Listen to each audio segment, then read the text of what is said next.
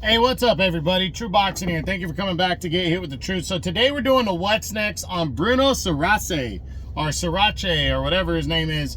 The man that upset the undefeated super middleweight contender that pulled off the major upset on December 14th when he knocked out Jaime Munguia, the former world champion, in a monster upset, possibly upset of the year. And now, you know, the big question is what's next for him. Now, before we get into that, if you could smash the like button, leave a comment, or subscribe to the channel. I really do appreciate any and all support that I can get as I continue to build my channel here. So, Surace, you know, or Surace, whatever his name is, that was a monster upset victory over Jaime Munguia. Munguia was a top-tier contender. He had lost to Canelo earlier in the year, but that was no surprise. He showed a lot of heart in that fight. He got up after a knockdown. He wasn't supposed to win that fight. Canelo is still considered to be a top 5 to top 10 pound-for-pound fighter in the world. So there was no shock and no surprise that that Munguia lost. He came back with a strong win in his first fight under the top-ranked banner, and then decided he wanted another fight before the end of the year and put Surace down, and then got knocked out cold in the 6th round. And Bruno Surace now, huge upset, and now the a top contender in the 168-pound super middleweight division. Now, so the big question is what's next for him? Well, his last 2 fights prior to the Munguia fight took place at middleweight, but prior to that he was a super middleweight. Between super middleweight and light heavyweight he was floating around. He is undefeated, not a very powerful, well, seemingly a powerful fighter. I mean, it's hard to say that after a knockout win over a top tier fighter, but he got the win. So what does he do? Since his last fight was at 168, we got to factor in him potentially getting a title shot. Now, he's not ranked. As of now, he is not ranked in any of the governing bodies, but that win just happened, and none of the governing bodies have updated him yet, but they also have not ranked him at middleweight. So that tells me that he's probably going to be ranked at super middleweight. Now, there are 2 champions holding the 4 belts. We'll start with William Skull, the IBF champ, a newly crowned IBF champ. I really don't see Skull defending against Surace, but you know, where does Surace go in the IBF rankings? He wasn't ranked at all, but where can he shoot up the IBF rankings? Because Munguia was number 5 there. So I basically think he'll move up.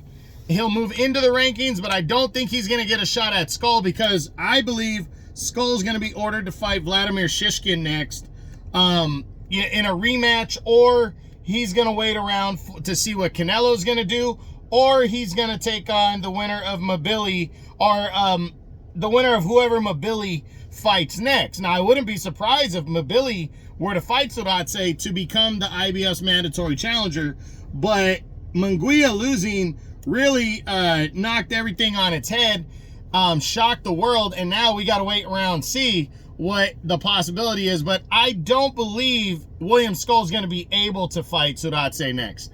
Now, what about Canelo Alvarez, the unified champ? To be honest, I would not be surprised or shocked in the slightest if he gets this fight. And the reason being is Surace basically did what Munguia did at the beginning of the year. Munguia stopped John Ryder, somebody that Canelo couldn't stop last year. So with Surace stopping Jaime Munguia, that would sell, you know, for the Canelo fans, that would sell enough, like, hey, he knocked out a guy that I couldn't knock out, so I'm going to take him on. Canelo has been fighting guys that don't have big names or are not deserving of a title shot. This guy beat a guy that Canelo just recently defeated. I think the possibility that Canelo could fight him in May is absolutely there. So I do think he's on a short list for Canelo now, following his upset performance over Jaime Munguia. Outside of that, it's tough to gauge what he could get. You know, you look at some of the top tier guys that are sitting at the very top. Vladimir Shishkin, It depends on where he gets ranked in the IBF and what the IBF decides. But everything is revolving around Canelo Alvarez. If Canelo wants to fight William Skull for undisputed, because Skull's the IBF champ now, he'll get that fight. If Canelo goes in a different direction, then the IBF, I think, is going to move based on what Canelo does. So that's where I see things. You look at some of the other top guys, though. Christian Mabili could see that one in a final eliminator of sorts. Mabili's right at the top. This guy's French, and Mabili is fights out of Canada. So, you know, they're French-based out of Canada. That would be a fight that would sell right there. You got Diego Pacheco trying to make a move, you know. A potential rematch with Jaime Munguia, I think, is a possibility for Surace. And then, you know, of course, you got Eric Bazinian, who's fighting Stephen Butler next. Again, 2 Canadians. You know, that would sell if he could get that fight. So, you got Edgar Berlanga. You got Caleb Plant. You know, there's a lot of good options here that are potentially there for Surace. He just has to wait and see what Canelo does. But if I'm Surace, I am seriously lobbying for a showdown with Canelo Alvarez. It'd be life-changing. He's undefeated. He, you know, equaled what Munguia did earlier this year. Again, you know, Munguia knocked out John Ryder, something that Canelo couldn't do last year. And that would be the exact same story.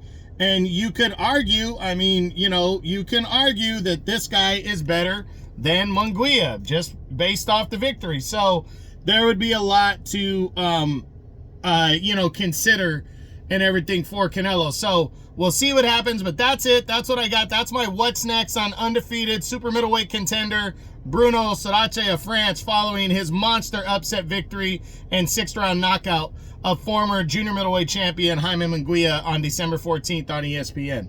I hope you enjoyed the video. If you did, smash the like button, leave a comment, or subscribe to the channel. I appreciate any and all support. This is True Boxing. You've been hit with the truth.